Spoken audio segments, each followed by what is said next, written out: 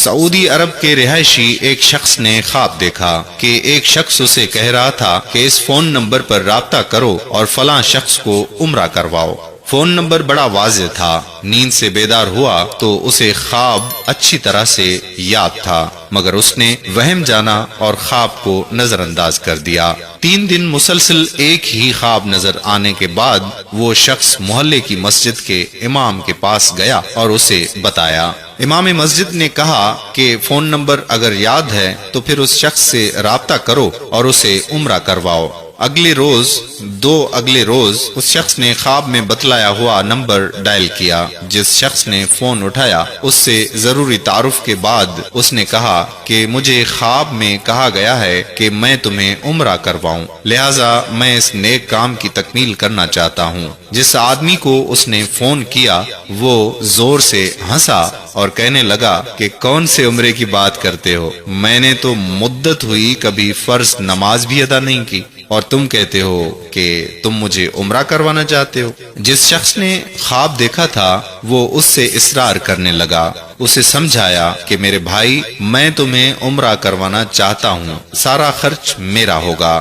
خاصی بحث اور تمہید کے بعد آدمی اس شرط پر رضامند ہوا کہ ٹھیک ہے، میں تمہارے ساتھ عمرہ کروں گا، مگر تم مجھے واپس ریاض میں گھر لے کر آؤ گے اور تمام تر اخراجات تمہارے ہی ذمے ہوں گے۔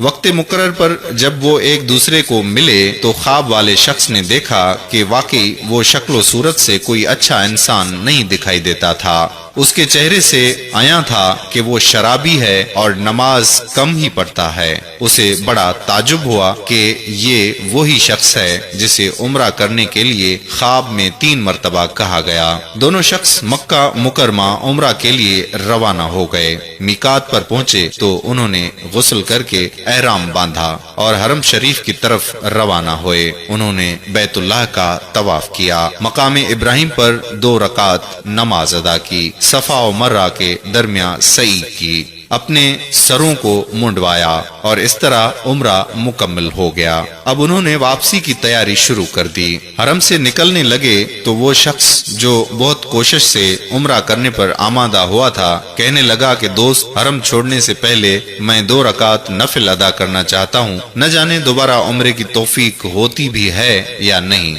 اسے کیا اعتراض ہوتا؟ اس نے کہا کہ نفل پڑھو اور بڑے شوق سے پڑھو۔ اس نے اس کے سامنے نفل ادا کرنے شروع کر دیے۔ جب سجدے میں گیا تو اس کا سجدہ طویل سے طویل تر ہوتا چلا گیا۔ جب کافی دیر گزر گئی تو اس کے دوست نے اسے ہلایا۔ جب کوئی حرکت نہیں ہوئی تو اس پر انکشاف ہوا کہ اس کے ساتھی کی روح حالت سجدہ میں ہی پرواز کر چکی تھی۔ اپنے ساتھی کی موت پر اسے بڑا رشک آیا اور وہ رو پڑا کہ یہ تو حسن خاتمہ ہے، کاش ایسی موت میرے نصیب میں ہوتی، ایسی موت تو ہر کسی کو نصیب ہو۔ وہ اپنے آپ سے ہی یہ باتیں کر رہا تھا۔ اس خوش قسمت انسان کو غسل دیا گیا اور احرام پہنا کر حرم میں ہی اس کی نماز جنازہ ادا کی گئی۔ ہزاروں فرزندان اسلام نے اس کا جنازہ پڑھا اور اس کی مغفرت کے لیے دعا کی گئی۔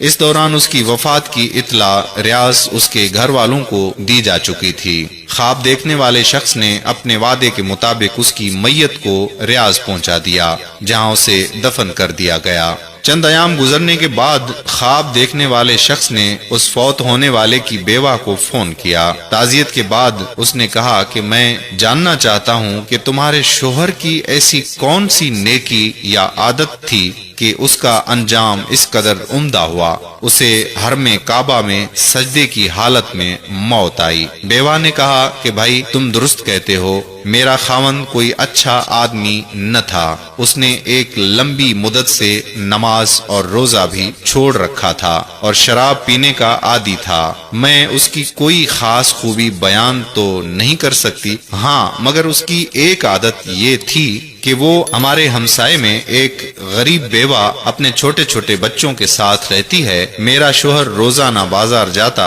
تو جہاں اپنے بچوں کے لیے کھانے پینے کی چیزیں لاتا، اس بیوہ اور اس کے یتیم بچوں کے لیے بھی لے آتا اور اس کے دروازے پر رکھ کر اسے آواز دیتا کہ میں نے کھانا باہر رکھ دیا ہے، اسے اٹھا لو۔ یہ بیوہ عورت کھانا اٹھاتی اور ساتھ ہی میرے خاوند کے لیے دعا کرتی، اللہ تمہارا خاتمہ بالخیر کرے۔ قارئین اکرام، اس طرح اس بیوہ کی دعا اللہ تعالیٰ نے قبول فرما لی اور اس شرابی کا اتنے عمدہ طریقے پر خاتمہ ہوا کہ اس پر ہر مسلمان کو رشک آتا ہے۔ قارئین اکرام، اس بات کو ہمیشہ یاد رکھیے کہ اللہ کے رسول صلی اللہ علیہ وآلہ وسلم کا یہ فرمان بھی ہے کہ بھلائی کے کام آدمی کو بری موت سے بچاتے ہیں۔